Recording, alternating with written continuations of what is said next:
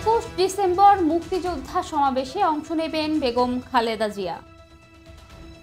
মহান বিজয় দিবস উপলক্ষে আগামী 21 ডিসেম্বর মুক্তিযোদ্ধা সমাবেশ করবে জাতীয়বাদী মুক্তিযোদ্ধা দল। এতে প্রধান অতিথি হিসেবে উপস্থিত থেকে বক্তব্য রাখবেন বিএনপি চেয়ারপারসন বেগম খালেদা জিয়া। শনিবার 14 ডিসেম্বর রাতে বিএনপির মিডিয়া সেলের সদস্য সাইরুল কবির খান গণমাধ্যমকে এ তথ্য নিশ্চিত করেন।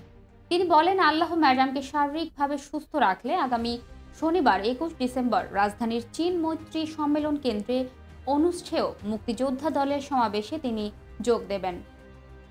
এদিকে শনিবার রাতে বিএনপি চেয়ারপারসনের গুলশানের বাসভবন ফিরোজায় তার সঙ্গে সাক্ষাৎ করেছেন দলের স্থায়ী কমিটির সদস্য মেজর অফ হাফিজ উদ্দিন আহমেদ ও মুক্তিযোদ্ধা দলের সভাপতি ইশতিয়াক আজিজ উলফাত।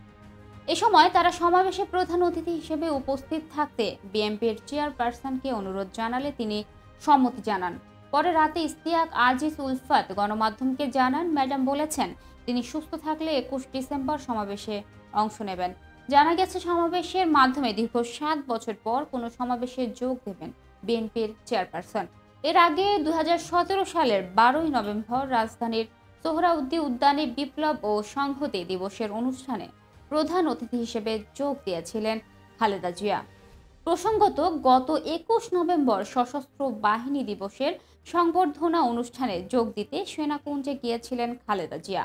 এর মধ্য দিয়ে দীর্ঘ অর্ধযুগ পর সশরীরে কোনো কর্মসূচিতে যোগ দেন তিনি। দর্শক, এই ছিল এখনকার মতো। পরবর্তী সংবাদ দেখার আহ্বান জানিয়ে এখানেই শেষ করছি। ধন্যবাদ সবাইকে এতক্ষণ সাথে থাকার জন্য।